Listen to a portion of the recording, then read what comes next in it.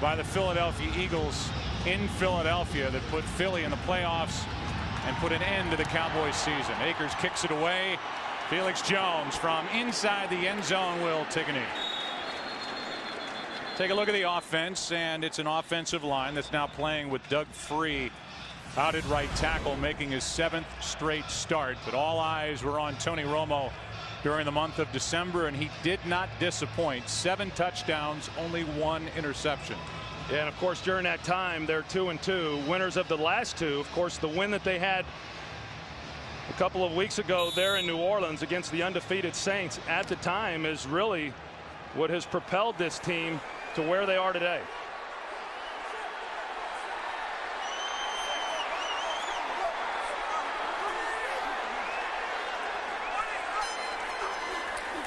Starting with a throw, and it's his favorite target, Jason Witten. Yeah, they've started 6 different guys at middle linebacker this year, and that does not include Stuart Bradley, who was their starter coming into the year, who went on IR. Barber breaks loose.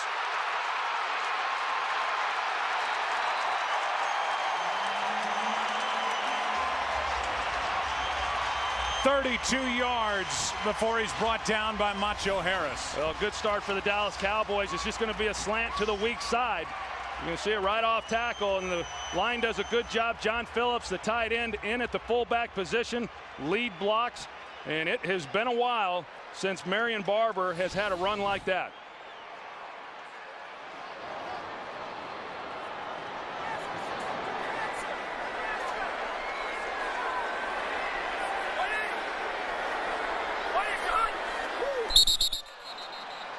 That's a Pro Bowler who moved too soon. False start. Offense number 70. A 5-yard penalty. It remains first down. That's Leonard Davis, who has not disappointed since he was brought here from Arizona. He's been a Pro Bowler all 3 years he's been in a Cowboy uniform.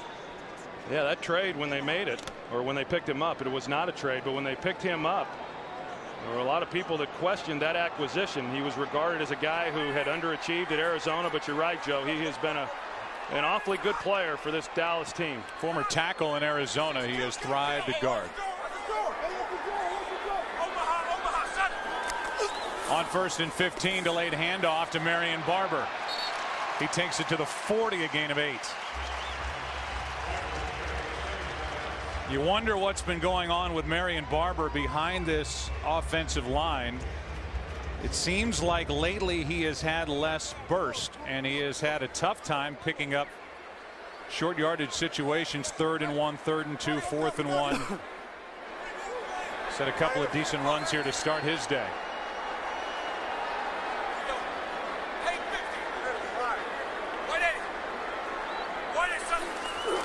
Second down and 7. Romo has it batted down, and it was into the hands of Bunkley, who knocked it away. It's 3rd and 7. And I think what's interesting, Joe, is what Sean McDermott, the first-year defensive coordinator for the Philadelphia Eagles, has chosen to come out in this first possession of the ball game. Think back to the last time these two teams met.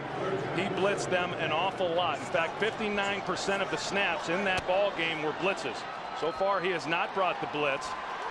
He's played relatively soft, and 3rd downs, the Philadelphia Eagles lead the NFL.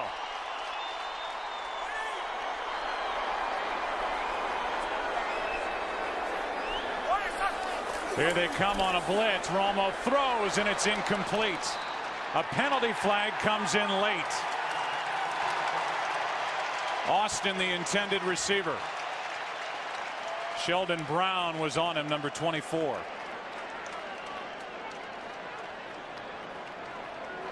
Pass interference. Defense number 24.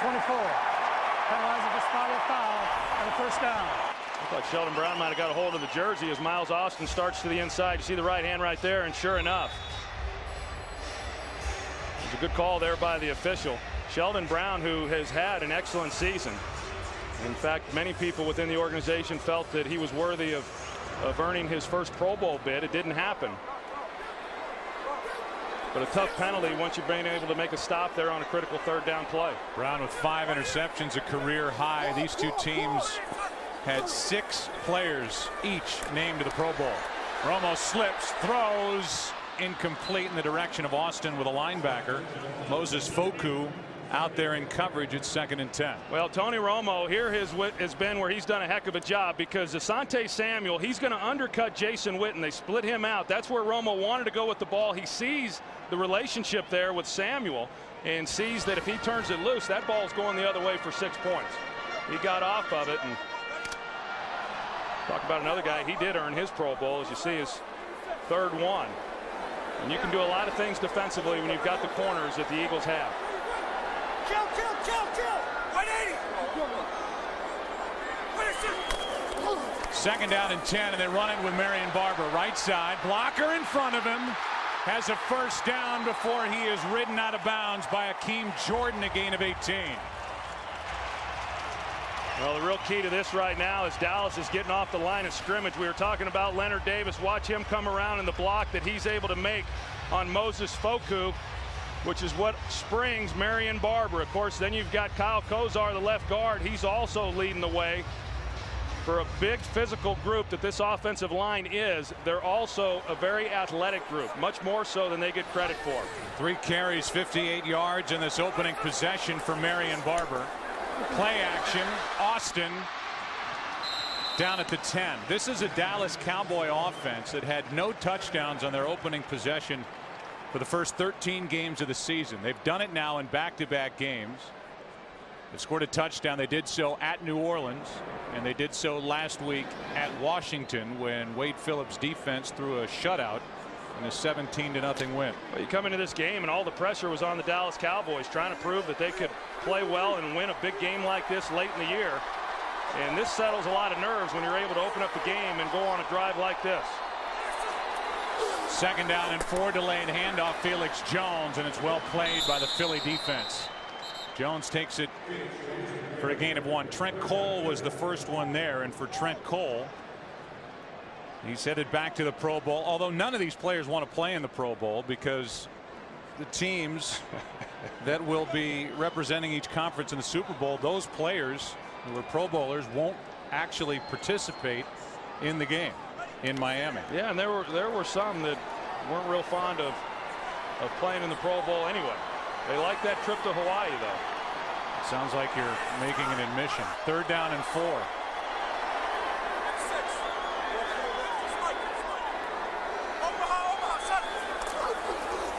On 3rd down, Romo slings it. Witten, touchdown.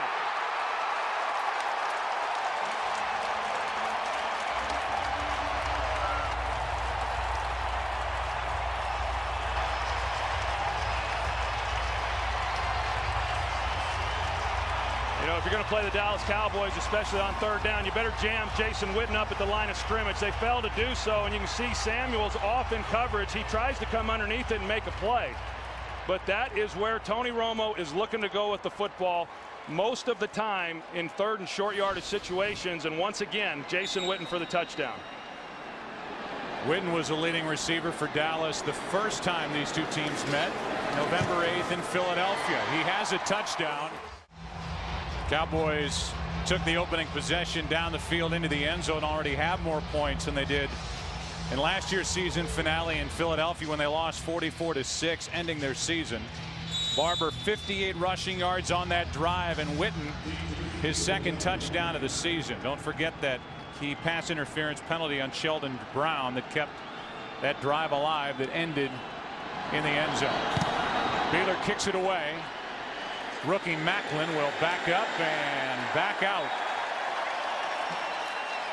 in what seems to be a wide open NFC. And while the Cowboys have struggled during the month of December, the Eagles have not under Andy Reid, a 32-13 record.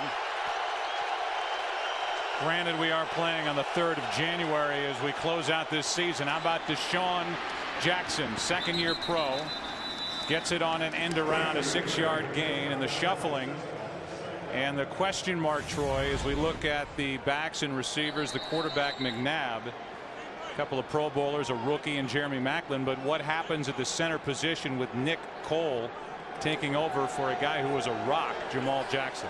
Yeah, Jamal Jackson was having a heck of a season and a guy that they could count on week in and week out, and they had to work overtime this week at practice to get Nick Cole prepared for this game. On second down, the handoff is to Westbrook, and he gets nothing. Marcus Spears made the play, and the defense and the problem for the Eagles could be right there in the middle with Jay Ratliff going to his second straight Pro Bowl, and now he gets to work on Nick Cole instead of Jackson. Jay Ratliff was a real force the last time these two teams met. 2 sacks. Of course, DeMarcus Ware, one of the premier rushers in football, but Anthony Spencer, number 93, he now has come along in the last month of the season.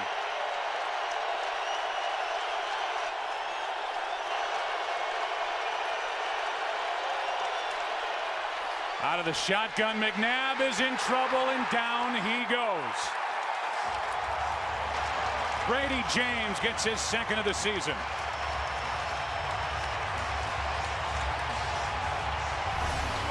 They like to bring Brady James as well as Keith Brooking, and they do again here on the first third down. Brady James coming off the edge. Donovan felt the pressure inside, tried to escape out to his left, and Brady James is just able to come in from behind and make the sack.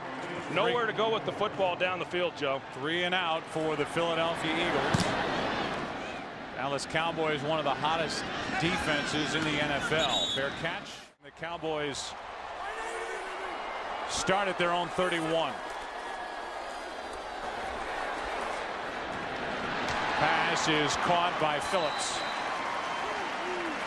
A guy who started the season as the 3rd string tight end, seemingly Troy well behind Witten and Bennett, has been getting more and more action, while Martellus Bennett, and he has suffered with injury during the course of the season, but he's made relatively no mark on this offense. Second down and 3. Handoff is to Felix Jones. Shows his speed. Here's Felix Jones again. Running right through this Philadelphia defense. A gain of 8. It's Bennett in motion. 2nd and 2. That's Felix Jones making a move and getting a first down at the Philly 40. Will Witherspoon, who started the season in St. Louis, out there to make the stop. You know, it's a little bit like what happened a few weeks ago when they were playing the New Orleans Saints. You know, they went right down the field on their first possession. They got the touchdown. The Saints, as we all know, the #1 offense in all of football. The Cowboys defense forced the 3 and out. Cowboys went right back down, made it 14-0 in no time flat, and they're marching here for their second score. First down at the Philadelphia 40.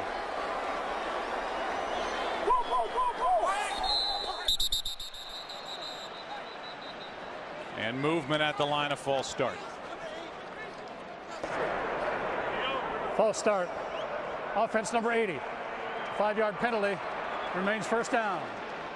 You know, both these teams, Joe, coming into the season, typically you don't have teams that are heavily penalized that are playing that well or that are going into the postseason play, and yet these two teams, 2 of the most penalized teams in football, are obviously in postseason play, and we'll begin that next week. But penalties like this, especially in a big game, certainly hurt your ball club.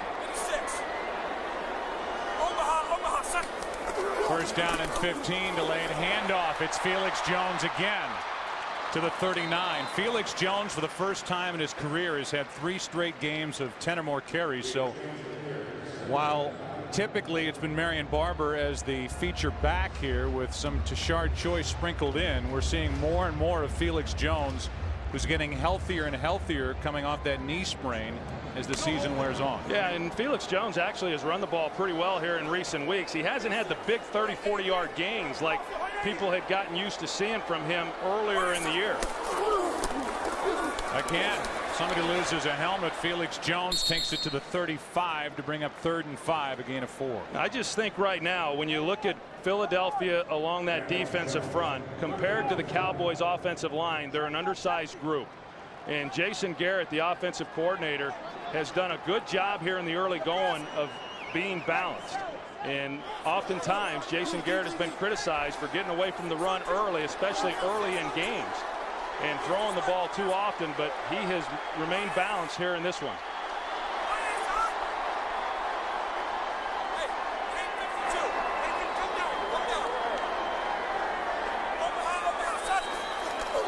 Third down and 5, a roll to the right, and there's Miles Austin, who sits down with a first down for Dallas.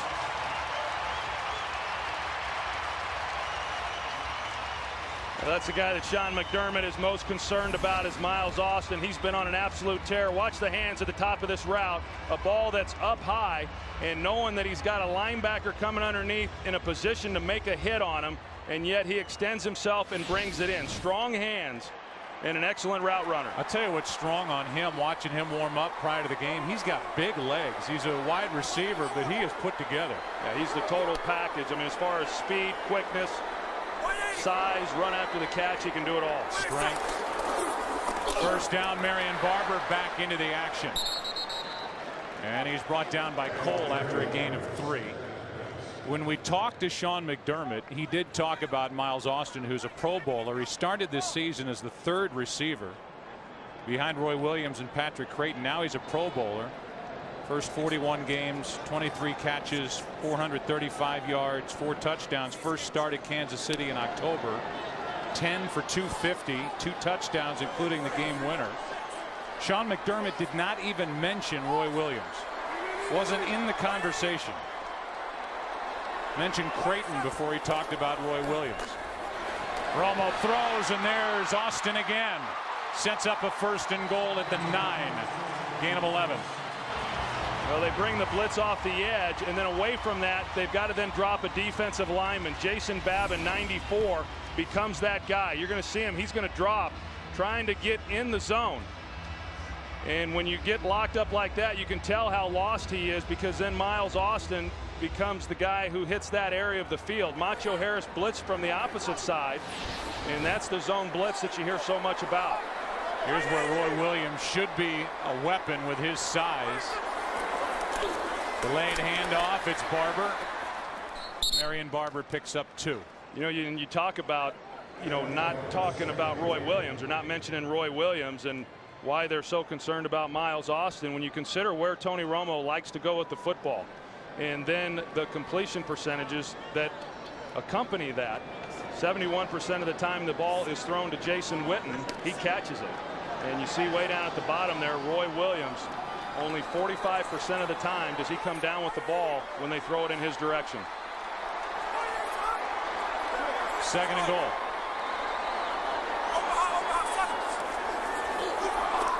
Romo has time. That's Barber. Loses the football incomplete, and Witherspoon was right in his face.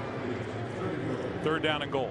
Well, already with the Eagles, they like to rotate guys up front, as you said, Joe, and they have been rotating a number of defensive linemen throughout this series, trying to get guys some rest, trying to keep them fresh, especially on passing downs, so that they can apply some pressure on Tony Romo.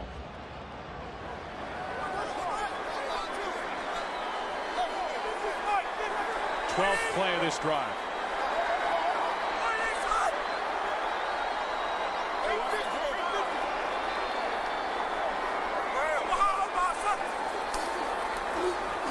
Romo steps up, batted into the air, and picked off.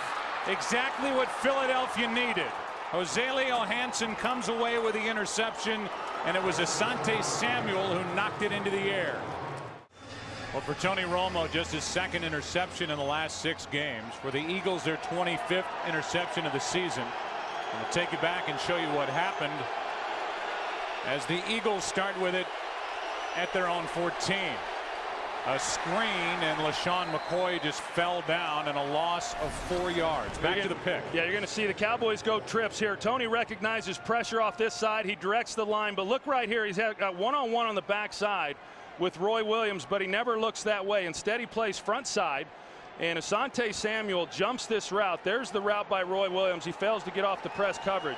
But Asante Samuel, who we have seen jump routes already here in this first half, jumps another one, which led to the interception.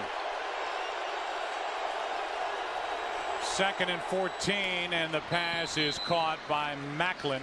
And here's the interception, and it's Samuel, as you say, who got his hands on the football. You can see Samuel right here on the inside, and he just jumps right underneath Patrick Creighton as he was running the angle route and gets the ball up in the air, and then Hansen's able to make the play. But a big stop right there defensively for the Eagles and not giving up any points.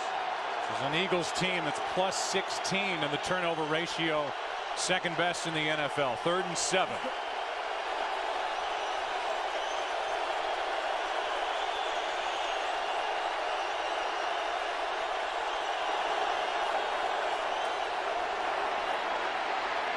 McNabb with all day, now flushed out, throws and hits his tight end. That's Selleck. And for all the talk of Deshaun Jackson, the rookie Macklin, it's Brent Selleck who leads this team in receptions. That's number 70. And the reason is the Cowboys go two-man, too deep with man underneath, and it's very difficult then to beat that as a wide receiver. But the guy they're not accounting for is the quarterback. They had Bobby Carpenter in a spy technique. As soon as he came up to take McNabb, they're able to then get the ball to Selleck for the first down. The Eagles can let the clock expire on the first quarter if they wish. And they do. You look at the ball control numbers. The Dallas Cowboys came into this game having allowed just 27 first quarter points, the fewest in the NFL. That continues. The Eagles had scored the most first quarter points at 122. They just got their first down in the last play of the first quarter. And so on 1st and 10, McNabb throws to Selleck, and he is hit by Brady James after a gain of 2. Well, that didn't fool anybody. They tried a little misdirection. They were able to run it on the first play of the game with the reverse and try to get Dallas over committing. They've got some size, but they're also a fast, athletic group on the defensive side of the ball, and they try to come out with a naked boot, and Brady James was right there to make the play. So 2nd down and 8.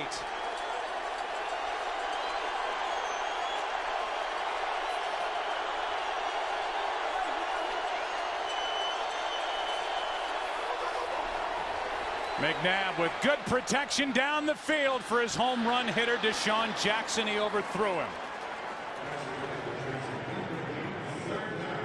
Deshaun Jackson has emerged as maybe the biggest big play threat in the league, and he was open. Yeah, you can see Hamlin, he overplays the top, and it opens up the middle then for Deshaun Jackson to pierce right through the middle of it. And you know, that's their first chance that they've taken down the field. There will be many others before this day is over. But that was a golden opportunity for Donovan McNabb. He had Jackson open, and he had time in the pocket to deliver a better ball.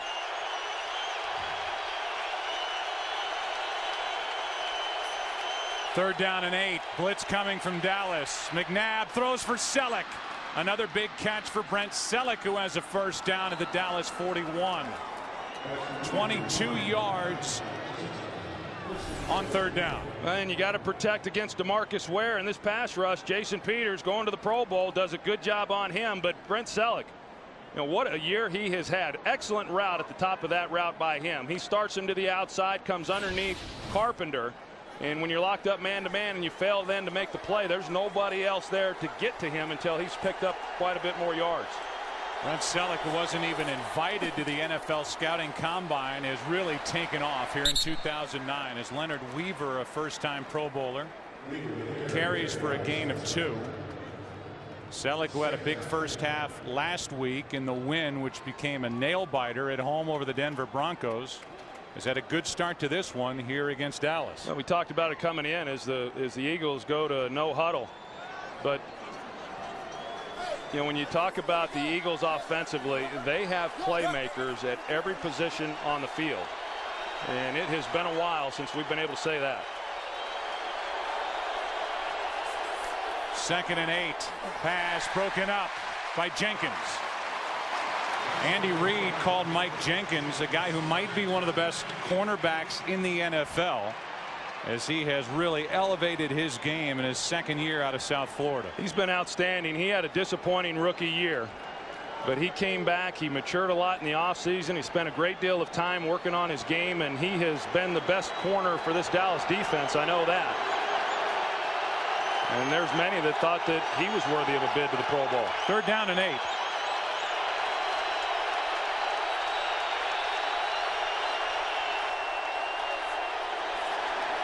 Penalty flags fly, and it's going to be against Dallas, and it'll turn it to a 3rd and 3. Neutral zone infraction. Defense number 94. Move it into the neutral zone.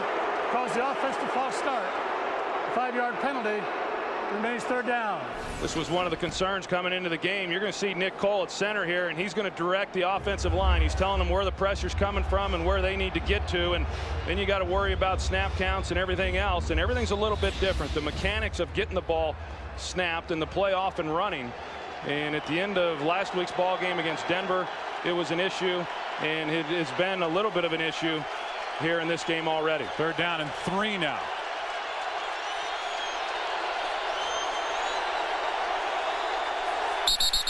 Eagles just gave the 5 yards back. Jason Peters. False start. Offense number 71. 5-yard penalty. Remains 3rd down. They got DeMarcus Ware moving all over. He's coming now off the defensive right. McNabb throws, and Macklin can't make the catch. It was behind him on his back shoulder. He was wide open, and it's 4th and 8. Yeah, wide open. Just a busted coverage there in the Dallas secondary, and there was nobody within 20 yards of Jeremy Macklin. A ball that, could have been in front of him, but a ball that Jeremy Macklin should be able to make. That's 2 opportunities now that Philadelphia has failed to cash in on. The deep ball to Deshaun Jackson, and then that one, which would have at least resulted in a 1st down, maybe even a touchdown. So now Sam Rocca will punt it. And they're missing somebody on their punt team.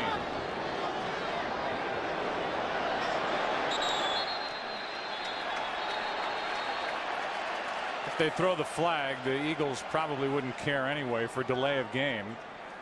Play clock was down to 0. Timeout. Philadelphia.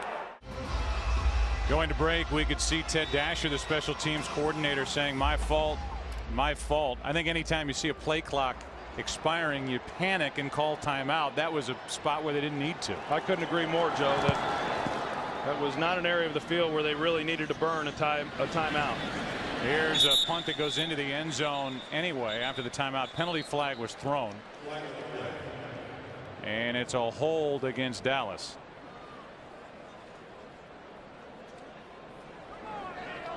Missed opportunity for that Philadelphia offense on the miss by Macklin on 3rd down. During the kick, holding number 32 of the receiving team. Penalized half the distance to the goal from the 21-yard or the 20-yard line.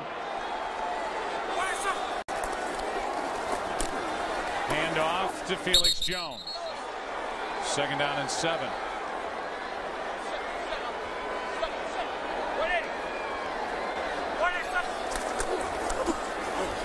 On 2nd and 7, Witten is wide open in the middle of the field for a Dallas 1st down.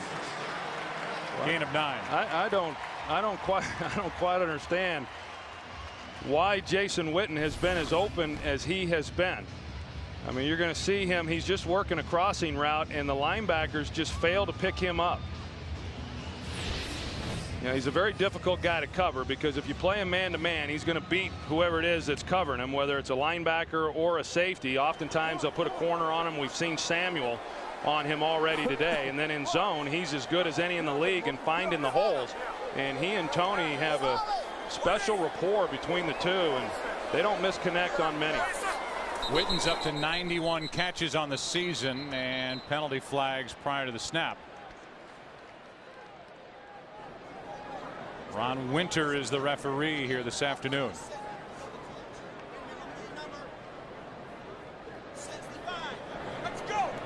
False start. Illegal snap. Number 65 offense. 5-yard penalty. Remains 1st down. That is 3 false starts against the Dallas Cowboys playing at home here this afternoon, and they get Gerard. You can understand it. Andre Gerard right here in the middle. He just starts rocking back just enough, and enough for them to call a false start, and rightfully so. You can understand it with Nick Cole, of course, making his first start at center and the crowd noise, but no excuse for this Cowboy offensive line.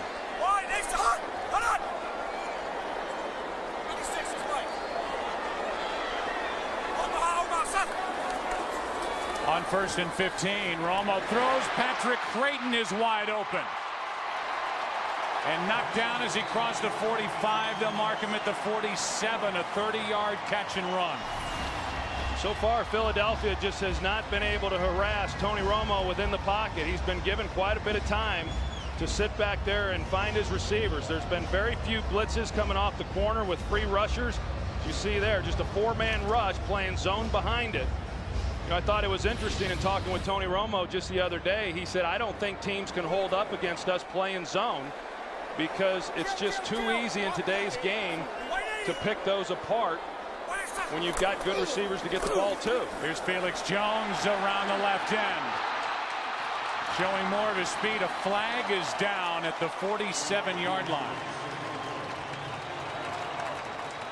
A 24-yard run. Will it come back?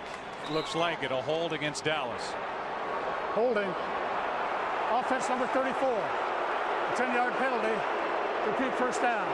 So they get the fullback, Deion Anderson.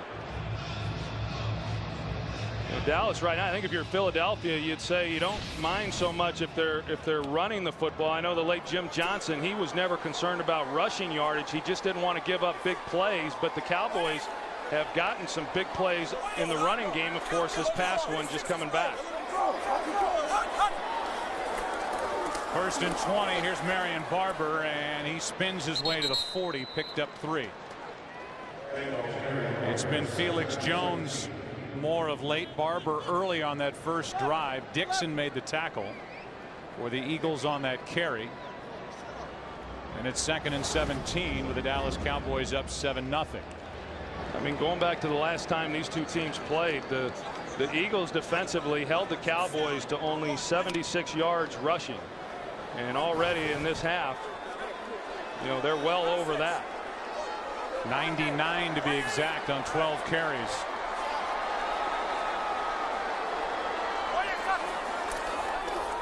Four-man rush. Romo has all day, and Austin fights for the ball, continues down the sideline, and has a first down at the 20.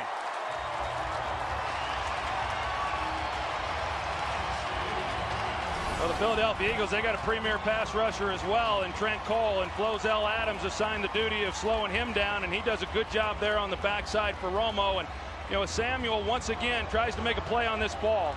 And if you don't make it, and it's Miles Austin then who is on the receiving end, you're going to have a hard time getting him to the ground. Samuel comes back, tries to get at his ankles, and they were fortunate that that one didn't go for a touchdown. Well, that one went for 40. You could see the strength of Miles Austin, and there's no Pro Bowl jinx on Austin as he gets it again. He had only one catch at Philly in November.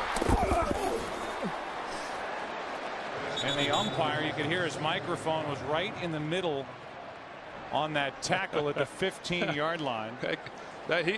He's on the ground, and that gives you a pretty good idea of the collisions. Oftentimes our viewers at home, they don't get a chance to really understand or appreciate the impact of these hits. That and he got his shirt. He looks like some dogs got after him or something there at the bottom of that pile. Bill Schuster is the umpire.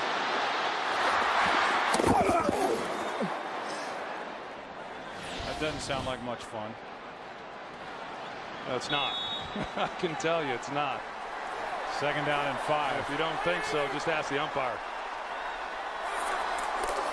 Delayed handoff again to Barber. And he gets it just inside the 15. 3rd down coming up with 7 minutes to go in the first half here in Arlington. Well, this is an interesting possession right here defensively for the Philadelphia Eagles. The last time the Cowboys got down here in this position, in this part of the field, you know, they were able to get the interception, and now just looking for a key stop here on 3rd down.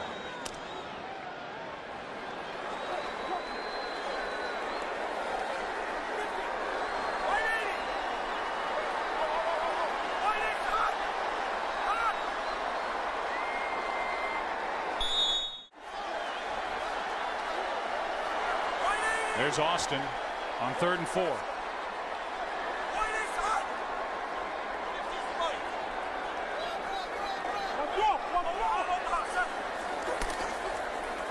Pump fake, wide open, Creighton, touchdown.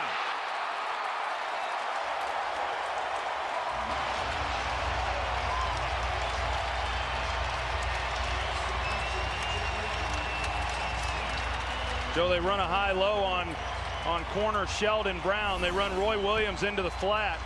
You can see him here, and then they put Patrick Creighton in behind him, and Sheldon Brown gets caught peeking inside at Tony Romo. Romo uses his shoulders and moves defenders about as well as anybody in football and got Brown to bite. Remember, it was Sheldon Brown in the first meeting in a 13-13 tie in the fourth quarter. He bid on a double move slant route that led to the touchdown to Miles Austin then. 14-0 Dallas. Creighton got the last score for the Cowboys, and as we welcome you back inside our booth, Joe and Troy, and Philly's got to find an answer here fast. Well, they sure do, and I think defensively, you know, they've got to start bringing some pressure. They just have not called up many blitzes. It really surprises me, considering how much they like to blitz and how much they blitzed the first time these two teams met. And this is an important drive right now for the Philadelphia Eagles. I mean, down 14-0, it could be worse than what it is. 6 minutes to go here in the second half, or in the second quarter. But I think this is a real critical possession offensively for this Eagles team. Remember, the Eagles have a red zone interception, which avoided more points put on the board by Dallas as Beeler kicks it away. Macklin on the return from the 2. Jeremy Macklin can't make the 20. Knocked out at the 19 by Sensabaugh, just a 17-yard return. And so now Donovan McNabb, who in the first matchup against Dallas on November 8th threw for 227 yards, 1 touchdown, 2 interceptions, and had a season-low quarterback rating of 61.4. Trying to figure out a way to move the ball on the Cowboys, who were coming off a shutout at the Redskins. First shutout for Dallas in 98 games after they had held San Diego and New Orleans to a season low in points over 6 days. So this defense for the Cowboys is rolling at the right time. McNabb over the middle, wide open for a catch is Macklin. He's to midfield. Well, Dallas was really confused defensively in getting lined up. Keith Brooking was trying to direct everybody, and nobody seemed to know exactly where they needed to go. You see it right here, Bobby Carpenter, and then as well as Orlando Scandrick, and then the ball is snapped, and then you've got a free receiver running right down the middle of the field. McNabb found him for 31 yards. Here's Westbrook. Westbrook, who has missed 8 games, dealing with post-concussion syndrome. He had 2 within 20 days. That nasty one at Washington. Now players down for Philadelphia. When Westbrook was literally knocked out, that's Winston Justice, the right tackle. Justice appears to be fine. He is out for probably just the 1 play. And here's how he was injured. You know, he comes off the ball and then he goes low, just trying to make a cut block there on the backside. Everything's fine right there, but it's at the end of the play when Westbrook comes over the top of him that he kind of lands there on the back of his ankle. And you know, now they weaken 2 positions. They move Harriman's out and they bring in Stacey Andrews at guard.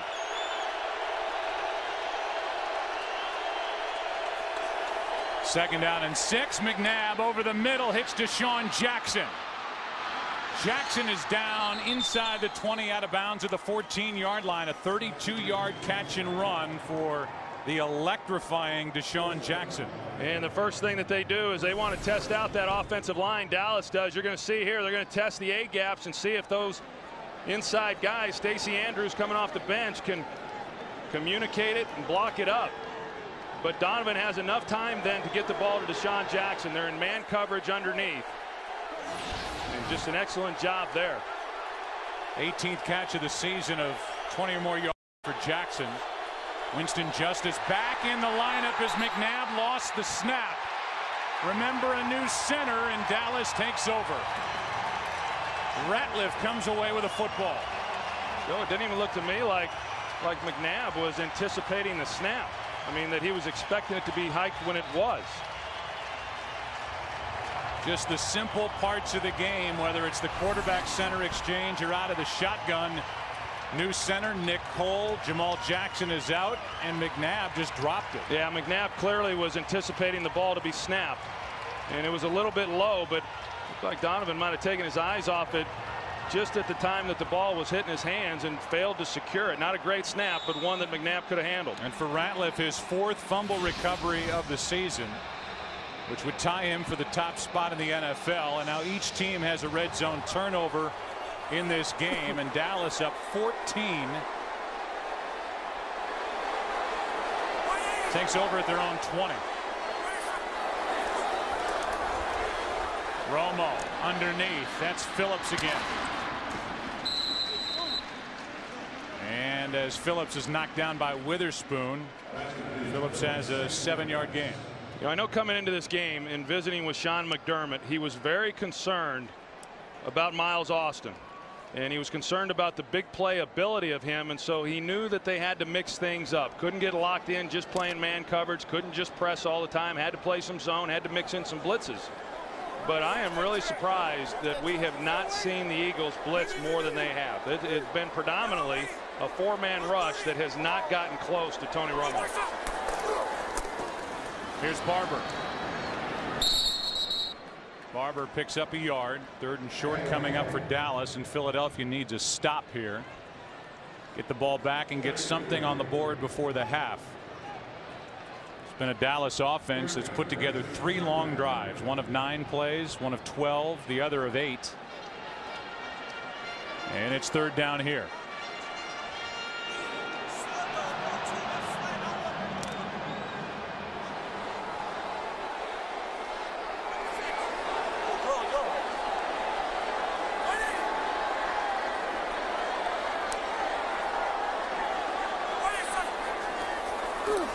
Romo throws and hits Creighton in stride. Down in midfield with another Cowboy first down.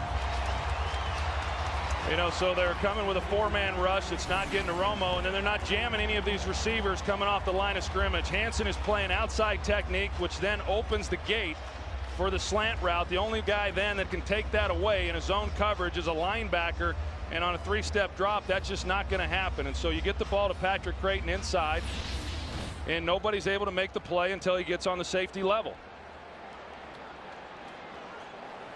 So now for Patrick Creighton, 3 catches, 67 yards, a touchdown. And this Cowboy team's already put up 283 on Philly. Here's Ogletree overthrown. Penalty flag down on the field anyway at midfield. We'll check the call from Ron Winter.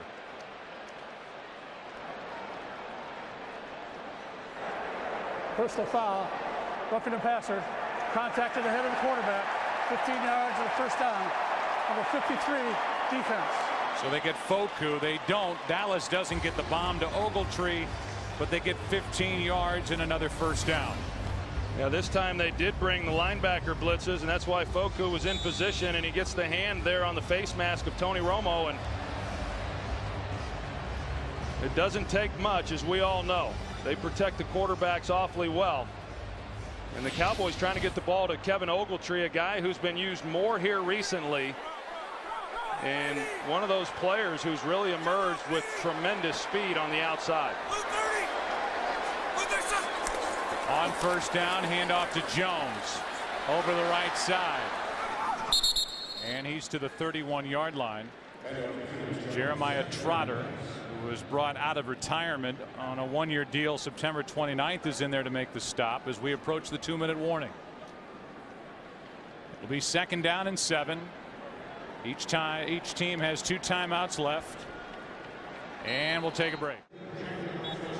We keep talking about the opportunity Philadelphia has if they win here against the Cowboys. They're the number 2 seed in a first-round bye. If Dallas wins, Dallas, with what's going on in the desert with Green Bay beating Arizona, the Cowboys would jump up to a number 3 seed if that score holds, and Philadelphia would go from a possible first-round bye to the number 6 seed in the NFC. Here's a screen for Miles Austin. Austin picks up 5, and all right, Kurt, 3rd down and 2.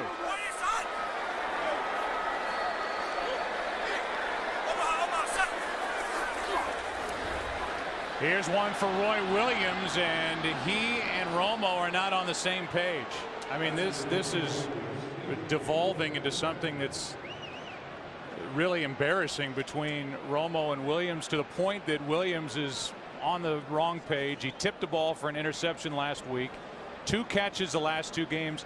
he was brought here to be the big weapon, and he just simply is not. Well, yeah, and then you wonder where this team would have been if Miles Austin hadn't have emerged the way that he did, and that didn't happen until week 5 against Kansas City, and the Cowboys struggled moving the football up until that time. And you're going to see Roy Williams takes an inside release, and here's Sweezum, second week as a Cowboy, and he just drilled a 44-yarder.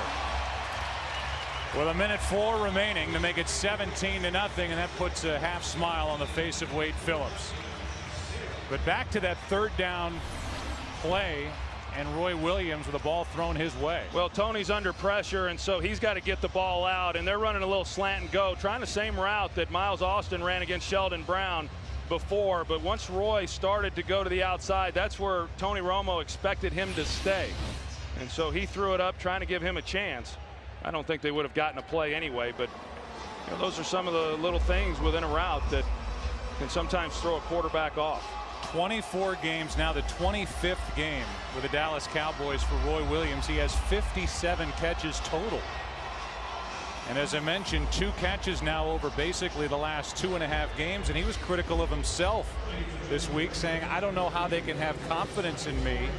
Talking mainly about Tony Romo and certainly Jason Garrett. He's got to work hard to regain that confidence. Well, that's not happened so far in the first half. Well, it hasn't happened, and it hasn't happened up to this point. It likely won't happen, if at all, until next year. And you know, I appreciate the fact that Roy Williams has taken ownership and says it's on him, and it's been a tough year for him, and we all know that. A lot was expected and little was delivered. Beeler hits it, and it's yet another touchback. 2 in this game. And, you know, the Cowboys also had their red zone turnover as well with Tony Romo's interception, but you know, I think Jeremy Maclin probably scores a touchdown on that ball if he catches it. So you're talking about what could have been and should have been probably 17 points. The 2 touchdowns, Deshaun Jackson, Jeremy Maclin, and then at least a field goal on the fumbled snap. Eagles with 2 timeouts left. They have got to get something going here at the end of the half. Plenty of time, and the pass is dropped. Incomplete. Deshaun Jackson bobbled it, and then it hit the ground. 2nd and 10 with 55 seconds remaining in the first half. You know, it's interesting coming into this game, Joe. I talked about the things that I thought were important for the Philadelphia Eagles to have success, and they had to be able to give Donovan McNabb time to throw the football, and if they did that, you know, it looked like they could take advantage of some things down the field to the playmakers on the outside. He has had time to throw the ball. They just failed to connect and complete some of these passes, and then they needed to get a takeaway, and they were able to do that also defensively. Ware coming off the edge, doesn't get there as Selleck makes the catch, and he's wrestled down with a first down, and a penalty flag is thrown as Jenkins was out on the edge and on the boundary with Jason Peters. Looked to me like the Cowboys are signaling that this is going to go against the Eagles. I think Peters did something to Jenkins when the 2 got out of bounds over near Andy Reid. It's a 14-yard catch and run by Selleck, could be wiped away. The play was over. Personal foul. Offense number 71. 15-yard penalty. First down. Here's Jason Peters and then Mike Jenkins at the end of this play, and you know, the Eagles have just done some really dumb things in this ball game, and Jason Peters knows where he's at on the field after this. Initially, the initial contact there was no penalty there, but Peters continually goes after him well after Jenkins is out of bounds. So that moves the ball back to the 19-yard line, and now 47 seconds remain in the half. 17-0 Dallas.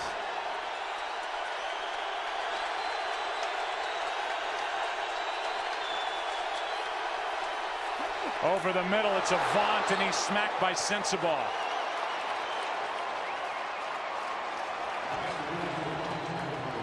The Eagles still have 2 timeouts, and they elect here to keep the clock running. They're wasting a ton of time. Yeah, if it's going to take them this long to get, and then they ultimately wind up stopping the clock, but if it's going to take them that long to get a play called, then they would have been better off using one of those timeouts that they had left.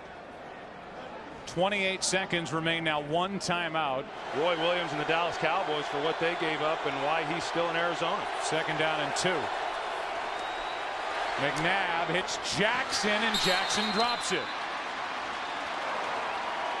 Skandrick was coming to make the hit for Dallas. It's now 3rd down and 2.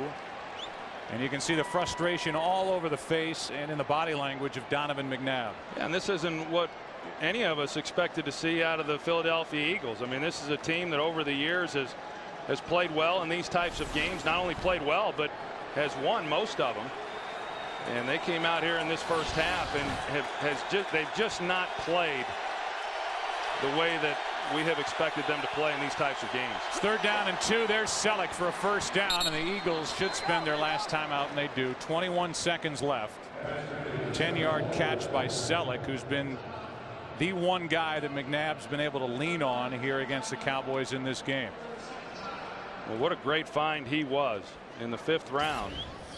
And you think about it, it's been a while since they've had that kind of production at the tight end position, probably going back to when they had Chad Lewis. And you know, it's amazing that just a few years ago that everyone came into the game knowing, hey, we got to just slow down Brian Westbrook, and they moved him in a lot of different positions. And you know, if you could shut him down, then you could pretty much shut down the Philadelphia Eagles. And as I said earlier, I mean, they've got some outstanding young players. The Philadelphia Eagles are going to be around a while, especially with what they have on the offensive side of the ball. They started this season as the 2nd youngest team age-wise in the NFL. Underneath, it's Westbrook. Westbrook, who was one of the most dangerous running backs in the league in 06 and 07, gets 6 yards. Brian Westbrook was number 1 in receptions and receiving yards for a running back, number 4 in rush yards. He's a good blocker. You could put him anywhere on the field. He was a defensive coordinator's nightmare as a matchup problem. But he is no longer the feature in this offense at this time. 2nd down for Philadelphia. Pass is caught by Westbrook, and Westbrook stays in bounds, and that's the end of the half. I was expecting Donovan to take one shot down the field and see if maybe they couldn't steal one. But once he got tackled in bounds, it was over. Philadelphia needs a jolt here to start the 2nd half to climb back in it, down 17. Beeler kicks it away. Macklin will take a knee, and we go down to the field, and Ham Oliver. Well, Joe, a very livid Brian Westbrook gathered up the offense right before that half ended and demanded that each player take pride in their job. He said, stress nothing else but to do your own job. Meantime, after his defense pitched that shutout, Wade Phillips told me at halftime how that happened. I said, what worked? He said, we just played really, really tough. We have to continue that in the 2nd half, given Philly's big playability on offense. Back to you. All right, Pam, and that is what Philadelphia brings. You see number 10 going out to the left. Deshaun Jackson, he's the home run hitter. If McNabb can get the time so far, he's been pretty well protected, Donovan McNabb. From the 20 on 1st down, the pass is caught by Macklin. And the rookie out of Missouri gets 9. Well, I think if you look at the first half there, Philadelphia offensively and Donovan McNabb, I mean, Donovan, for the most part, threw the ball pretty well. And that's a pretty good blow right there. We'll find out what is wrong there with Terrence Newman, but now they're going to obviously have to bring someone else in, and how they're able to hold up, because Donovan McNabb, you know, as I was saying earlier, he's had some time. I mean, the real concern coming in was how would this offensive line protect him, and I think they've done an admirable job there in the first 30 minutes of this game. Allen Ball comes in for Terrence Newman. 2nd and 1. And the handoff for a 1st down to Westbrook. Well, Andy Reid, Troy, said as much. He said this game will depend on how our reshuffled offensive line handles the front 7 of the Dallas Cowboys. I would say so far that really hasn't been a problem. No, it hasn't. And Donovan, his numbers look good, and you know, they just have not been able to stop the Cowboys defensively. You know, every time the Dallas Cowboys got the ball, they moved it right down. The only time they stopped them is when they got the interception. Every other drive, the Cowboys got points, and then they just failed to capitalize on the opportunities that they got on their own side of the ball. Blitz coming from Dallas. Brooking does not get home, and the pass is complete to Selleck. And Brent Selleck has a 1st down inside Dallas territory to the 42, a gain of 25. We've seen Brent Selleck already do some good things in this ball game, and you're going to see him right here at tight end. He comes off the ball. He just stays in the seam. That's one of the things that they're able to do with him, because he has great speed and he's able to threaten defenses. He does a good job once he got off the line of widening it out a little bit and keeping himself with some separation from the middle safety. I've been thoroughly impressed with what I've seen of Brent Selleck this year.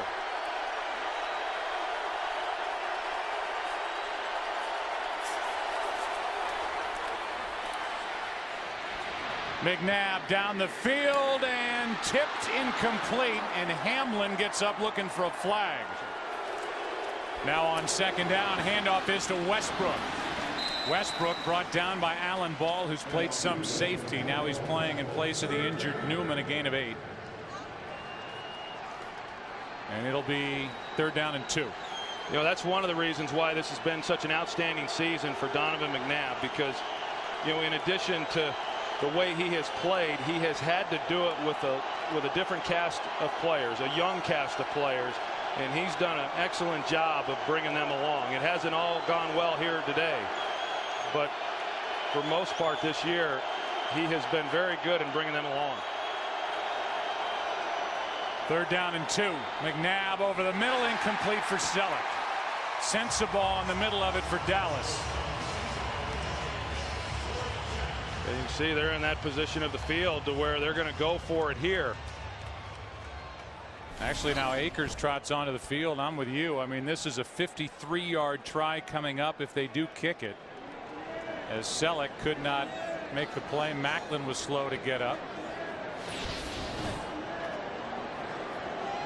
Well, Dave Akers, you know, he's a Pro Bowl kicker. He's been very steady this year, and so Andy Reid wanted to give him a chance and just come away with something positive on this drive. From 53, Akers missed it. 100,000 expected for this game. There's a look at the standing room only section of this new stadium, Cowboys Stadium. Best starting field position for Dallas, up 17-0, starting at their own 43. Felix Jones is brought down by Patterson. A loss of 3. Good play. So you go back and watch the snap and hold on this kick, and you know, at first blush you'd say, wow, he didn't get the ball held upright enough for David Akers, but that's actually the way David Akers likes it. It looked like the ball was going to hook back in inside that left upright, but just misses. Akers, who hit from 60 yards in that direction during the pregame warmups, and who had made 24 of his last 25 and who's headed to the Pro Bowl, misses from 53. Now it's 2nd and 13 for Dallas. Romo setting up a screen for Felix Jones. Quentin Michael drags down Jones after a gain of 22.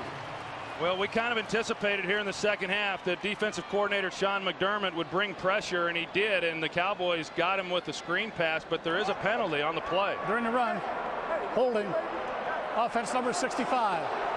Penalized 10 yards to the spot of the foul.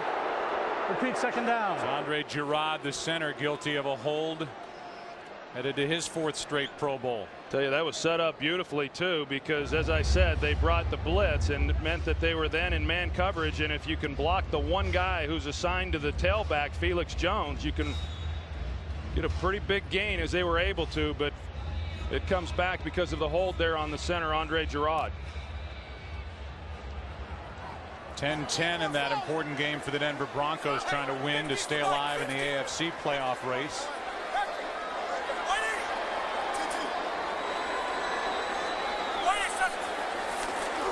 On second down, Romo throws, and incomplete for Creighton, and again the Eagles brought pressure. It'll be 3rd down. And we'll go back and try to see if we can see what happened. Andre Girard right there, 65 at center, and he's going to come out, and whether or not he actually gets a hold on anybody, you see him go low, and I guess when he reached up there and grabbed him as a linebacker there, Jeremiah Trotter, I don't know if he got much of a hold there or not, but with Trotter going to the ground and him reaching up to grab him, that's what warranted the call. So it's now 3rd and 18.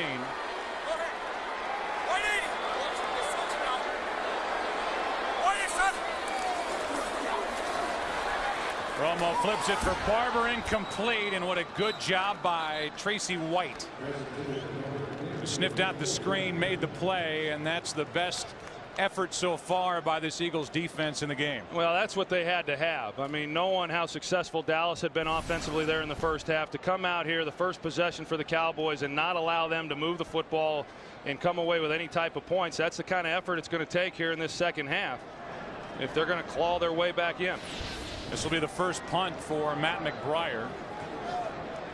Big penalty on the hold committed by Gerard.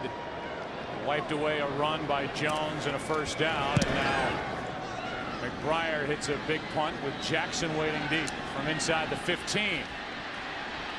And he is tripped up, and what a good play by Alan Ball. Deshaun Jackson was slow to get up. He just now got off the field after that punt return when he was wrapped up by Alan Ball on a good tackle. Dimitri Patterson was also shaken up on the play, and here's the play by Alan Ball. Meanwhile, Terrence Newman was out with a knee contusion. He's back in the ball game for Dallas, and word from their sideline is Tashard Choice is out with a concussion. 10:22 left in the third quarter, and it's Westbrook for a gain of 2. It was an awfully good job there. As you see Deshaun Jackson. A good job there by Matt McBriar, the punter, in placing that ball. Coming into the game, this was a real concern. Field position and special teams is awfully important when you're talking about these types of ball games. And Joe DeCamillis wanted to make sure that the ball was never inside the numbers on the punts, and he placed that one perfectly, and it allowed for great coverage.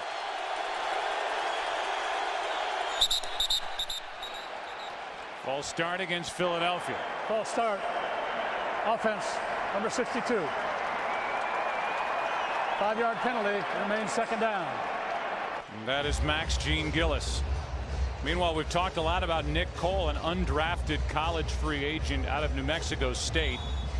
Made the team in 2006 as a backup center. He has started 15 games this season at the guard spot, 6 at left guard, 9 at right guard. Now he takes over at center.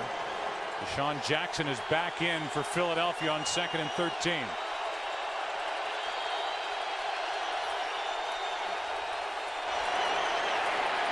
Protection for McNabb, and he throws behind Jeremy Maclin. Maclin was wide open, and McNabb missed him. It's 3rd and 13. Well, watch inside here. Nick Cole, 59, and the job that he does on Jay Ratliff, the all-pro nose tackle. And, you know, this was a concern, but he's locked him up right there. I mean, that is a heck of a pocket right there for any quarterback to make the throw. Time to throw the ball. Maclin wide open. And these are the throws you just got to be able to complete. Look at Brent Selleck, who was shaken up coming off the line. He checks out on 3rd and 13.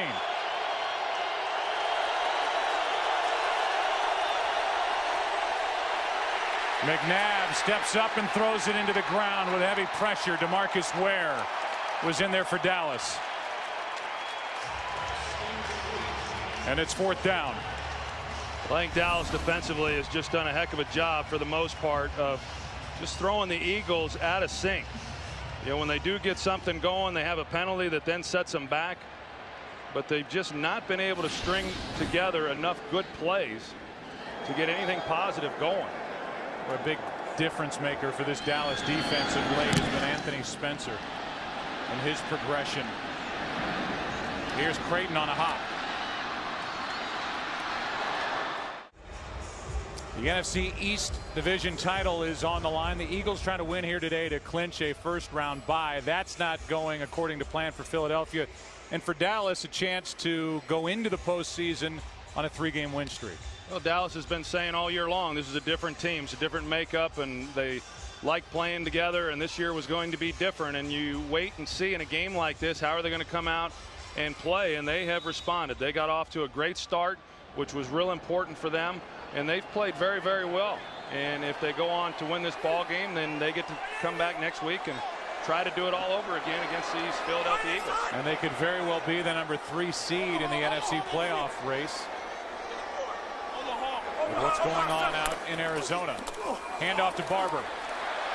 And Barber, what a good play by Trotter. Down on his belly, he reached up and made the tackle, and he saved what could have been a big play for Dallas. You're not kidding. Jeremiah Trotter is on the ground and is just able to reach up, and you can see him right here in the middle, and he's going to come off, scrape off the edge, and they do a good job, Kozar does, of getting a block and getting him on the ground, and that's the tackle right there that we've seen more and more of on Marion Barber. You know, there was a time when you couldn't get him down like that, and he hasn't been able to make the first guy miss the way that he had just a few years ago.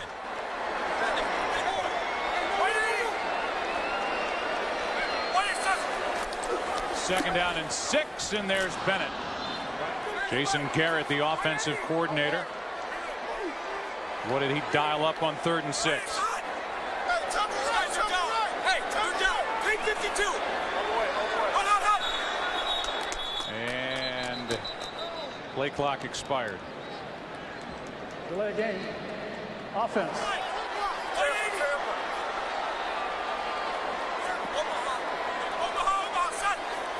Third down and 11.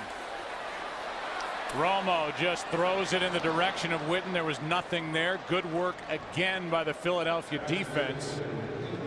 Cowboys started with great field position and they go nowhere. Yeah, and the real key here, Joe, is that Sean McDermott, the defensive coordinator, has started dialing up some of the blitzes that you're so used to seeing from this Eagles defense. They've come out here in the second half, and on the 2 possessions, that's what confused them. They're on 3rd down and warranted the penalty. And they're doing some things now that I anticipated them doing when we came into the game right from the start. Back-to-back 3-and-outs for the Dallas Cowboys, and the punt sails into the end zone. 7:59 left in the 3rd quarter. The Philadelphia Eagles, who have not started a drive outside their own 20, will start this one at their 20. The defense has to feel a little better about how they've played, especially the last 2 series. And it's 17-0 Dallas, and it looks more and more like, with what's going on out in the desert, if Dallas wins, they'll be the number 3 seed. Again, if Philadelphia wins, they get the number 2 seed and a bye week. But they've got a lot of work to get accomplished before that can be a reality. Down 17-zip. Handoff is to McCoy. And LaShawn McCoy picks up 4. Already has the Eagles rookie rushing record. Brady James on the stop. There's the day for McNabb. 186 yards for Westbrook. Really not much of a factor. Selleck has been the one guy. 6 catches, 94 yards. Yeah, and Selleck just came out of the game. 2nd and 6.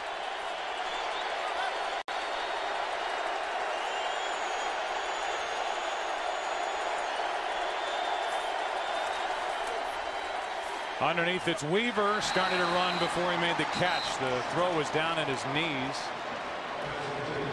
And it's 3rd down. Well, they've just not been in sync. And, you know, I know Eagle fans out there will look at all the opportunities that have been missed, and the drop balls and the penalties and the chances they had for big plays. But this Dallas defense over the last 9 games has been outstanding in limiting teams to scoring points. It's 3rd and 6.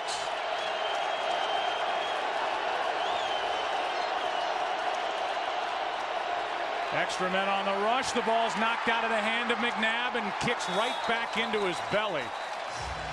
But it's 4th down.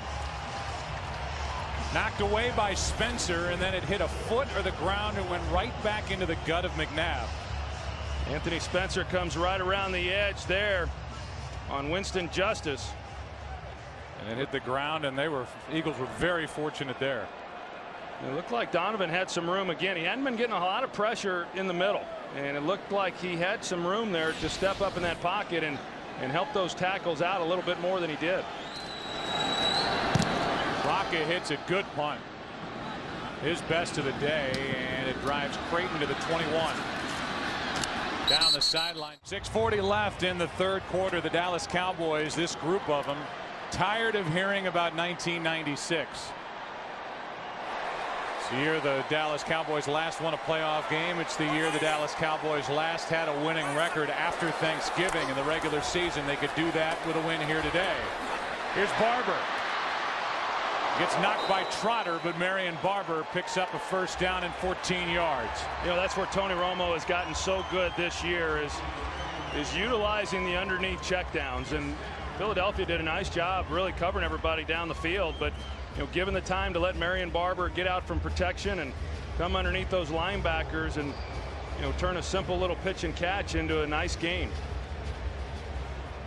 Big hit by Barber. Good block after that catch by Jason Witten, who does it all at the tight end position for Dallas. First down. Little toss to Felix Jones. Room to run. Felix Jones still going. Felix Jones, touchdown Dallas, no flags.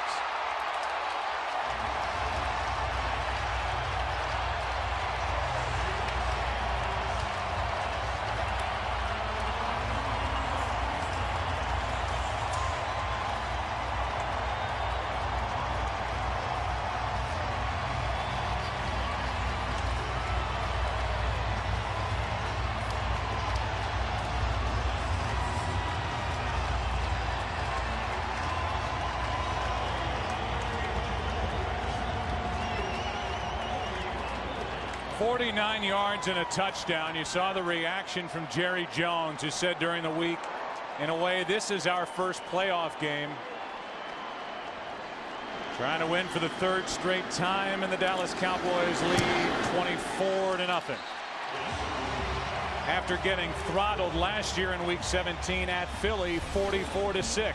This is one of those big runs that they expect to see out of Felix Jones. He's finally healthy, and it's real simple, but good execution. But on the back end of this, Quentin Michael's in a position right there to make a play, and he just fails to come off of Jason Witten and make the tackle then on Felix Jones. And once Felix Jones breaks this tackle here, you know, he's got such great speed that even with inside-out pursuit, they're not able to get to him until he's well across the goal line. And a good job there by Doug Free, the right tackle, working all the way across the field and leading the way.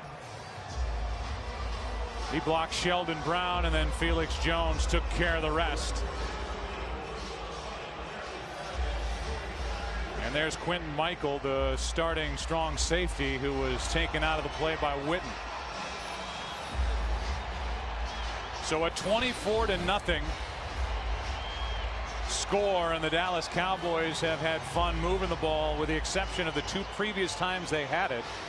Just about every time they touched it against the Eagles defense. I like that. Felix Jones goes right over there on the bench and sits down right next to, you know, one of the big guys, Doug Free, who helped lead the convoy into the touchdown. So Doug Free getting his 7th straight start at right tackle. Mark Colombo, the Cowboys believe, could be back next week. Macklin takes a knee. Another touchback for Beeler here at Cowboys Stadium.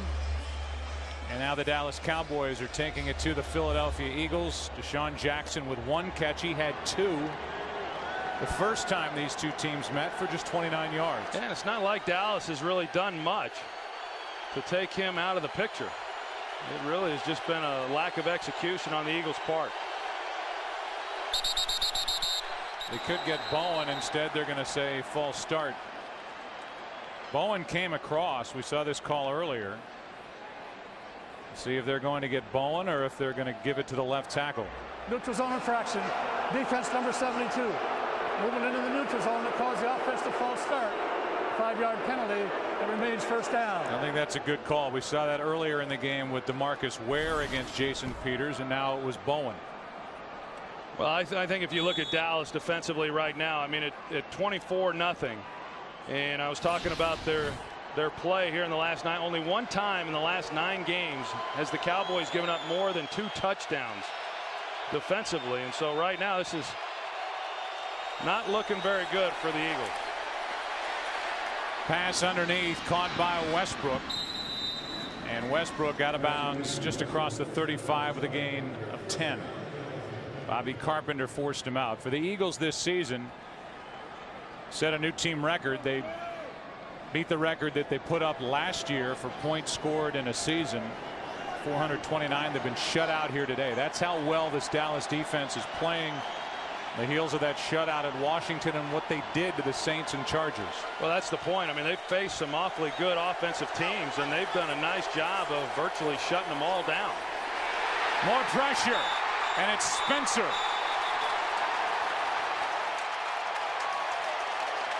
Anthony Spencer has made the biggest difference on this defense as the year has worn on, and he has now 5 sacks in his last 6 games. Yeah, you're going to see a little bit of a twist here up front by Anthony Spencer, and because of that they turn him loose, and that's one of the things when you do have to shuffle the interior guys. Those are the things that you generally miss, and Anthony Spencer, who has been good all season long, but right or wrong he's judged on sacks, and his first one this year didn't come until the 11th week of the season.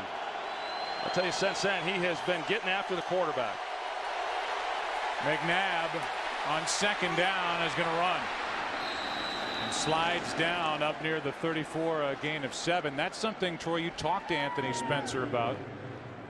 It's like a home run hitter going up just thinking about hitting home runs as we go back to that play. Yeah, you can take a look at Deshaun Jackson right here, and I've noticed this now on a few routes that he's been running. It just doesn't look like he's, I don't know if he's just not healthy or what exactly is going on, but sometimes if you're not one of the reads within the progression, you don't come off as hard. Nothing wrong with that, but on a number of occasions it does not look like he's been as explosive as what we're used to seeing from him. Now 3rd down, 12. Here's Selleck underneath, and he's brought down at the 36, a gain of 2 by Scandrick. And here's where Donovan McNabb was wanting to go to the football. They're going to run a post corner route, with Deshaun Jackson on the outside, one-on-one with Mike Jenkins, and that's a lot of respect right there on the corner. But because of the timing, Donovan McNabb didn't sense the urgency on Jackson's part, and so he ends up coming underneath. But that should have been a very easy pitch and catch by those 2 players. 3.5 to go in the 3rd quarter. Rocca hits it. Creighton on the return. Gets around Jose Leo Hansen and then gets popped on the sideline. No flag is thrown, but the official is Joe Mays. They were right on top of it. I'm not so sure there should have been a penalty, because if you're going to get out of bounds, you better get out of bounds. I mean, Patrick Creighton was pretty casual.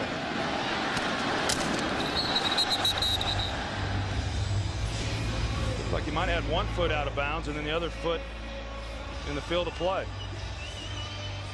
As you look at Patrick Creighton, you think of the guy who's in charge, the special teams unit. Creighton, number 2 in the NFL in punt and return average.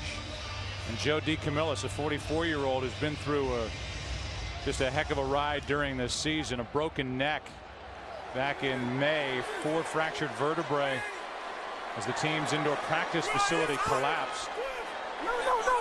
And had an emergency appendectomy last Sunday. The team was getting ready to play the Redskins, went to a Virginia hospital, watched the game there, and then flew back during the week.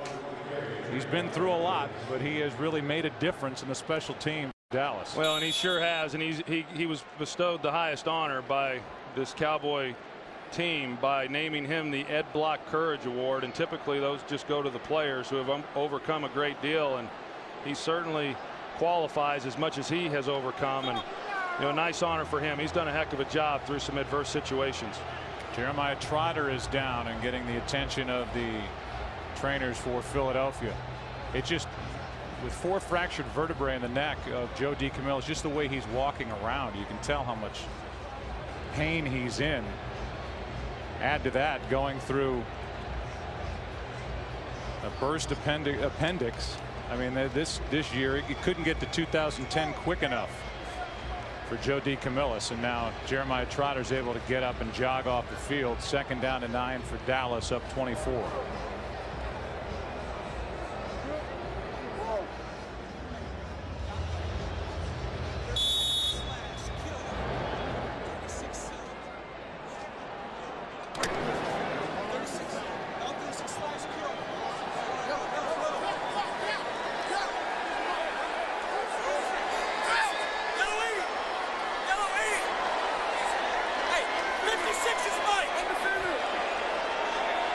Kill, kill, kill.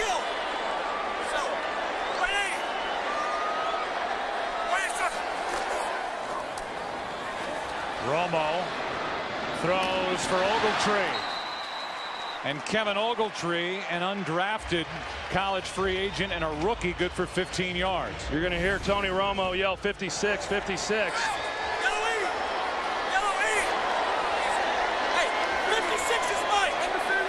And what he's saying is that he's the Mike, and so that directs protection his way. Now the Cowboys block up at the tight end position, expecting blitz. This is just a two-man route, and they run a double move on the outside. The Eagles don't bite, but then you've got Ogletree who comes off of that on a comeback route, and just excellent job by Tony Romo. I mean, he has really taken charge of this offense in a lot of ways. Great play, but he's been a great leader as well. Here's Barber on first down, out across the 35. All right, so a 6-0 start for the Denver Broncos, and they come in having lost 7 of their last 9. And they put Brandon Marshall on the bench, and Tony Scheffler, and Jay Cutler thinks he's back playing with the receivers in Chicago again. Kyle Orton, I'm sorry. 2nd down and 7. Romo throws and hits Witten. Jeremiah Trotter cannot cover Jason Witten. And Witten good for 25 yards. And the offensive line has just dominated the line of scrimmage. You look at the protection that Tony Romo has afforded. I mean, that's awfully nice right there. And, you know, we've spent some time talking about some of the work that Juan Castillo has had to do, the offensive line coach for the Eagles, with the changes that they've had to make due to injury. And Hudson Houck is one of the best in the business at getting his guys prepared to go out and play week in and week out. He's been doing it a long time. As the offensive coach for Dallas, under a minute to go, 3rd quarter, in a game dominated by the Cowboys on their way to a number 3 seed in the NFC playoff picture. Here's Felix Jones. He's to the 36. That catch by Ogletree made me wonder if, as we go through the postseason, if Kevin Ogletree doesn't start to get some of the action that maybe, say, Roy Williams would get. And even though their bank accounts look a lot different, and even though the Cowboys paid a lot to get Roy Williams in a Cowboy uniform, Ogletree may be more effective right now. Well, there's no question in my mind he's more effective than what Roy Williams has been, and he's gotten more opportunities. It's going to take a little bit more, though, before you give up on a guy who you've given so much to. No catches today, 2 over the last 2+ games for Roy Williams. 2nd and 7. And underneath, there he is again. Jason Witten tripped up at the 20. And that's the end of the 3rd quarter here. Philadelphia Eagles came in with visions of a 1st-round bye, a number 2 playoff seed in the NFC playoff picture. And the way this has gone and what's happened in the desert, they would be a number 6 seed at the end of the day, unless they mount a tremendous rally. Start of the 4th quarter, 1st down for Dallas. Toss to Felix Jones, rolling to his right. No gain. We'll go back and take a look at that previous throw to Jason Witten, and you're going to see they don't jam him again. I mean, he's continually had free releases. Good coverage there by Quentin Michael, but you're going to see the ball placement by Tony Romo, and that's what allows Witten then to get the extra yards. He throws it on the back hip, the only place you can put it, to where he can make a play. So a great throw beat good coverage. And that's just the kind of relationship that he and Jason Witten have, and that's why they've been able to complete so many passes amongst them. And he now has that same kind of relationship with Miles Austin. Jason Witten, for the 2nd time in his career, is now over 1,000 yards for the season. 93 catches. Screen for Felix Jones, and nothing there. Good play by Witherspoon. A loss of 4. And it's 3rd down. It's been feast or famine on these screen plays by the Cowboys, and that's generally the case. But this time Witherspoon, he sniffs it out, and they're not able to get a body on him, and you know, he comes in on Felix Jones just at the time that he's making the catch. Well, if there's any team that should know how to defend a screen, you would think it'd be the Philly defense, with working against Andy Reid and what they do offensively in practice. They've always been so good at it with Westbrook. It's 3rd and 14.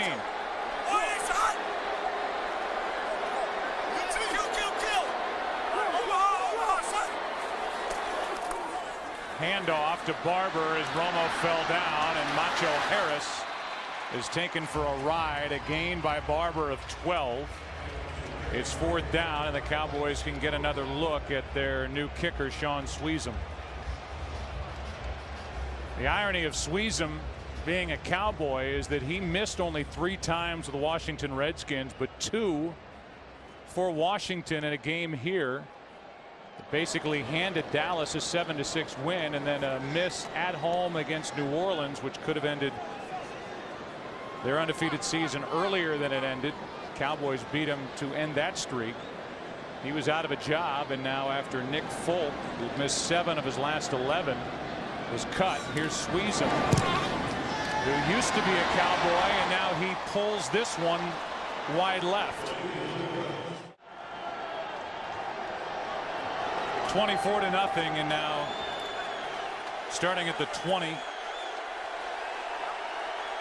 McNabb and the Eagles with Westbrook split out wide to the right. McNabb has a pocket, and he hits Deshaun Jackson. Minimal gain of just 4 yards. Brought down by Orlando Scandrick. And Jackson, it was not a factor the first time these two teams met in Philadelphia in November, is really not making a dent in this one either. And you wonder how long Andy will keep these guys in, knowing that with a loss they turn around next week and come right back here. McNabb gets out of 1 sack. Hatcher cleans up. A penalty flag is thrown.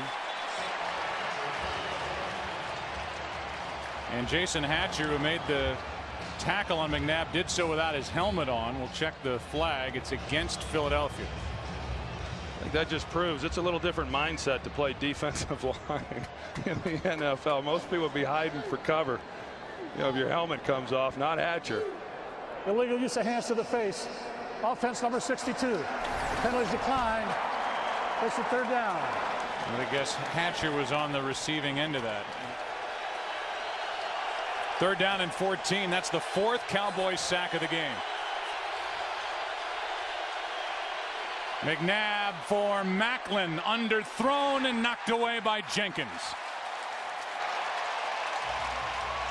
Well, if there was any thoughts that maybe Deshaun Jackson wasn't 100% healthy, he just proved that on that route. This is a straight go route, or excuse me, Jeremy Macklin. This straight go route right here, and he goes right by Mike Jenkins, and Donovan McNabb, the ball came out just a little bit funny and wasn't able to get it out there far enough for him. But we talked about it coming into this game, how important it was going to be for the Dallas Cowboys to not give up big plays, and they have done a good job in that regard. Rocca with his 6th punt. Patrick Creighton. Penalty flag flies. So this is coming back. There's a block in the back just when Creighton started to get some room to move. 52-yard punt, and a 15-yard return will be called back.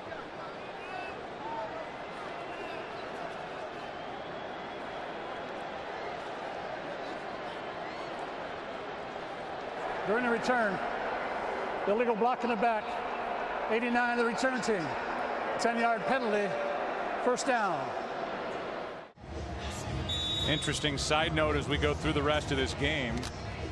Tony Romo, the only quarterback to take snaps for the Dallas Cowboys this season. He finishes this game taking every snap as opposed to Kitna coming in. He'd be the first quarterback for the Cowboys to accomplish that feat. Here's Felix Jones over the left side, but I think you bring up a good point really on each side. I mean, it's 24-0. Cowboys will run some clock here, try to whittle it down, and this will be a matchup that will happen again next week in the playoffs in this stadium, it appears. Yeah, another game, and then for Dallas, assuming they go on to win, then they had swept them in the regular season, and then to turn around, I mean, it's hard enough to beat a team 3 times in 1 year, but to beat them twice in 2 weeks, I mean, that's it'll be interesting then to see what these coaches decide to do here real quick. Romo goes down, and that's the last thing the Cowboys want to see is Romo on the ground.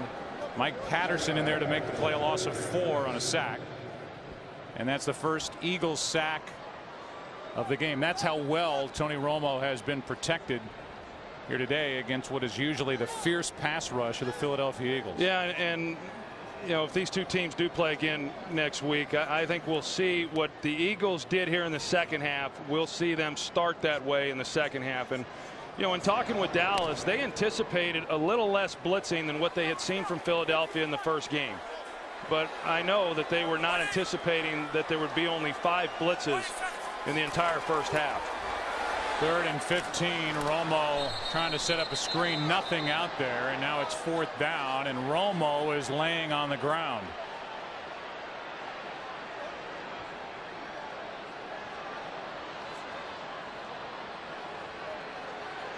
And he's able to get up and limp away.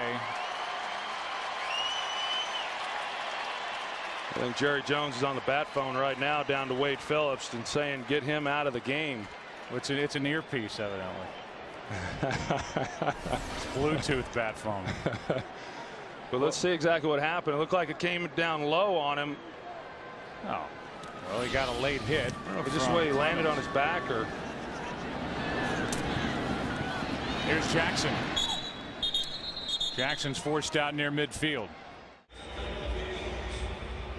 Tony Romo is up and limping around. We were here earlier in the year when the Cowboys took on the Washington Redskins, and Romo left that game briefly with an issue with his low back. Well, he just grabbed the hat and pointed at John Kitna and said, "You're in." Out of the shotgun, it's McNabb, who gets away from Spencer and is able to throw it away. You and I came on the air today, Troy, talking about, with a look at the NFC playoff picture, who was the hottest team heading into the final weekend of the regular season, then the playoffs. We both thought Philadelphia with a 6-game winning streak, and now with what's happened here today, maybe it's the Dallas Cowboys. Well, I think you'd have to say it is. I mean, really, and I thought that coming into this game would determine then, who was the hottest team as you go into postseason. Here's Westbrook, and he gets nothing, brought down by Bowen.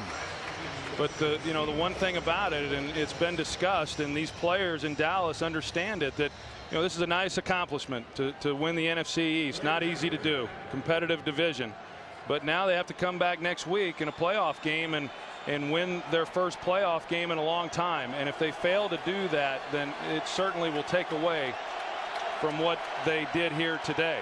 And the Eagles, that's not area they're unfamiliar with. Last year as a number 6 seed, they made it all the way to the NFC Championship game. They're headed to a number 6 seed again, as on 3rd and 10, McNabb throws down the middle off the left hand of Avant, and incomplete. It's 4th down.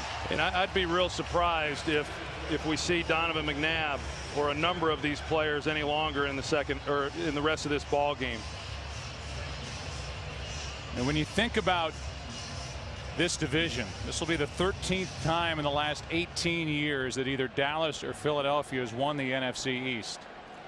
The Eagles have not been shut out in their last 68 games, and in the history of the Dallas Cowboys, they have never had back-to-back shutouts. That's how well this defense is playing. Coming off a shutout in Washington, had taken over in '96 for Drew Bledsoe. Here's Barber. And Barber is out just shy of the 15-yard line. We go down to Pam Oliver. Yeah, Joe, there's some very tense moments for a while there as Tony Romo tried to loosen up that back. He has what they're calling a back strain. John Kitna has not even gotten up to warm up yet, so we'll see how long he goes. Back to you. All right. And I think I'm speaking for a lot of people when I say I'm surprised to see Tony Romo back out there right now. Well, I'm real surprised, and I won't be too surprised if all they do is hand the ball off. But I can assure you this team's going nowhere without number 9.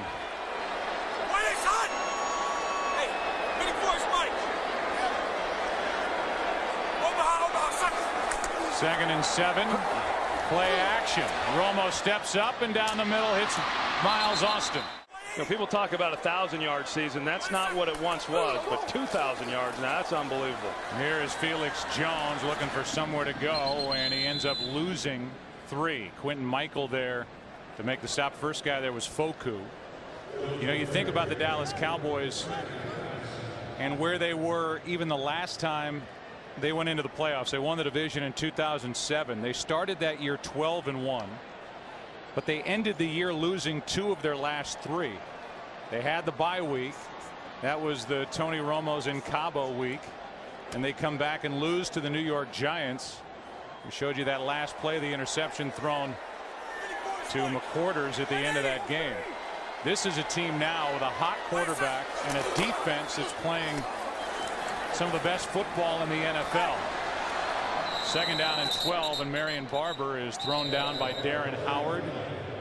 Penalty flag on the play.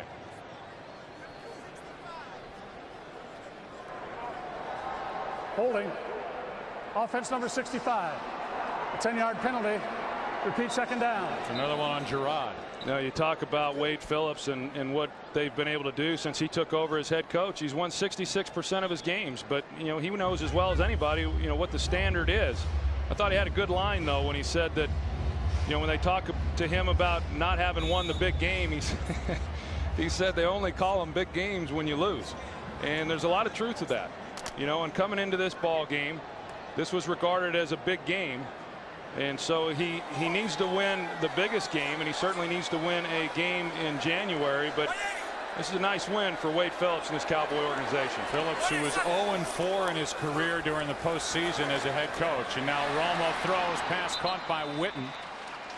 And Witten is out just shy of the 25-yard line. So Romo will head into the playoffs personally 0-2.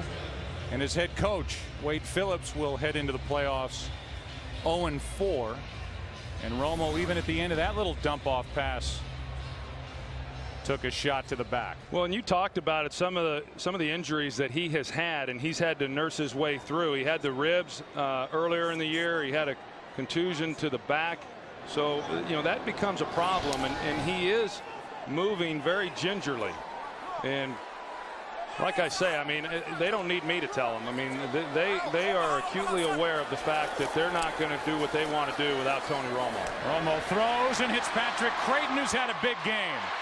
It just got bigger as he's down inside the 45. 32 yards after going around Jose Leo Hansen.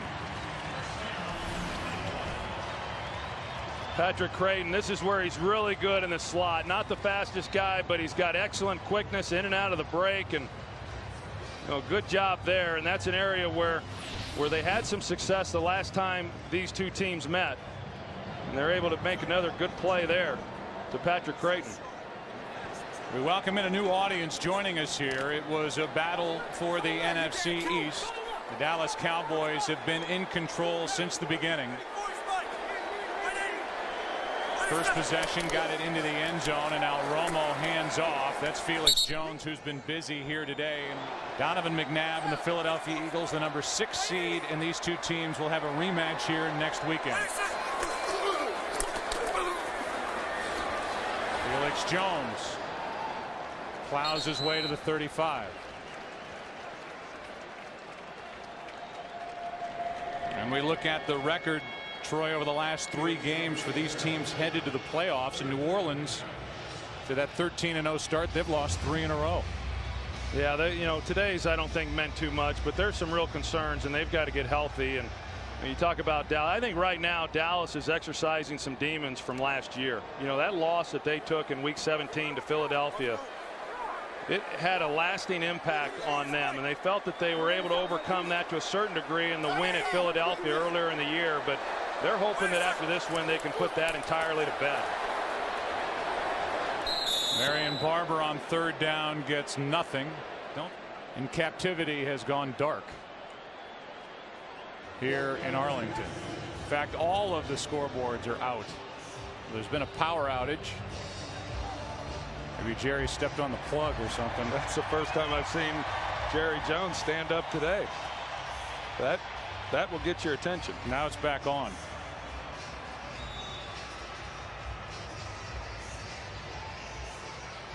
It's probably a switch in the luxury by the owner's box. What does this switch do? Who hit the switch? It does get awfully dark when that thing goes out, though, doesn't it? Yeah. It's 4th down. Romo's still out on the field. You talk about, by the way, last year's 44-6 win for Philly at home over Dallas in week 17. The Eagles started this day with 9 different starters than the team that played against Arizona in the NFC Championship game. In the last game last year for Dallas, Terrell Owens was let go. Pac-Man Jones gone. Greg Ellis gone. It's 4th down. And Romo has to buy some time, and down he goes. Tap down. The Eagles will take over. Jaquay Parker back there to tap down Romo after he lost his footing, and the Eagles have it with 2:20 left. And the way it'll stack up, New Orleans will be the number 1 seed. Minnesota will be the number 2 seed. They're off next weekend. Dallas is the number 3 seed. Arizona number 4. Green Bay, then Philly number 6, and it'll be Philadelphia here at Dallas, Green Bay at Arizona. And don't think this isn't a big deal to Jerry Jones, who we keep showing the owner's box, to get another home game here in his new stadium next week. And if you're the number 3 seed, it's not crazy to think you might get another before the Super Bowl if you're lucky enough to make it that far.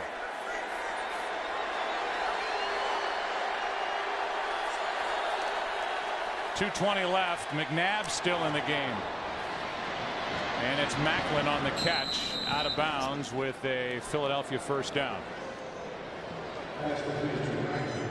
You know, the way this thing is seeded out, as you said, Joe, you're right. I mean, as the number 3 seed, it's not unrealistic to think that there's a real good chance that you wind up getting, you know, a game back in Dallas. The way, you know, to go back, all we can go off of is how teams have played up to this point.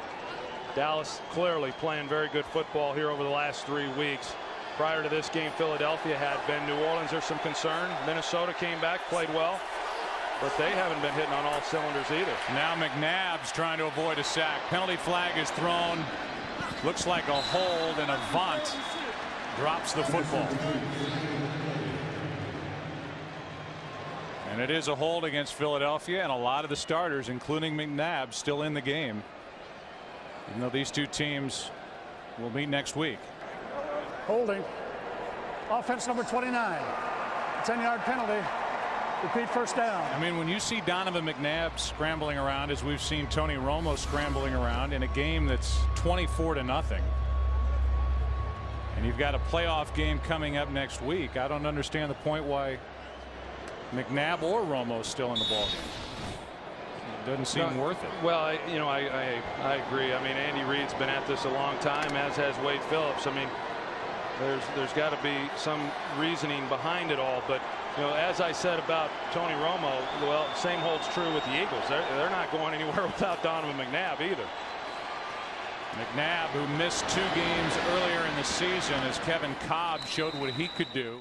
Emmitt Smith hugging Jerry Jones with John Daly in front. Where's the rest of John Daly? How much weight has he lost? What's going on in the owner's box? They are hugging and wearing hats that say NFC East champions, as McNabb is flushed out of the pocket and throws it away. As this defense, you know, this defense for Dallas wants back-to-back shutouts, something the Cowboys organization has never accomplished in its history.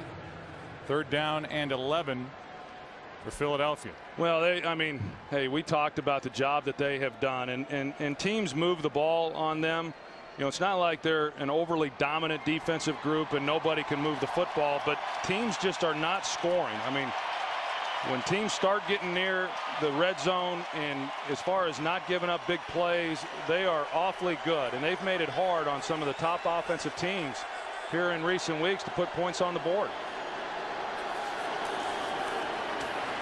McNabb guns it over the middle on 3rd down, and the pass is incomplete. Selleck had it for a moment and lost it. It's now 4th down and 11.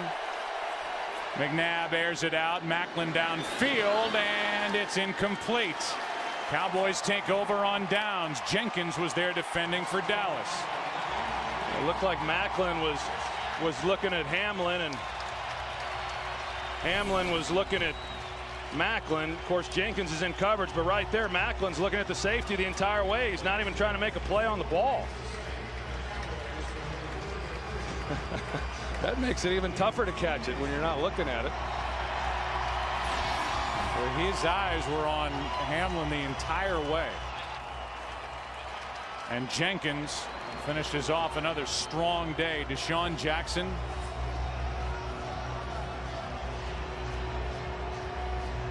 with just 2 catches in the first meeting and just 2 catches here in the second meeting. And the Dallas Cowboys, who had lost their last 9 regular season finales, will snap that with a kneel down. Romo will take every snap at quarterback for the Cowboys this year. First Cowboys quarterback to accomplish that feat. And Wade Phillips just won a big one, with a bigger one coming next week against the same team, the Philadelphia Eagles. And for both these coaches, whether it's Wade Phillips or Andy Reid, especially Wade Phillips, I mean, after this win, he'll enjoy it tonight, and then he'll go back to the office and watch the film and be asked all the questions that they all get asked, and they got to come back and try to do it all over again a week from now.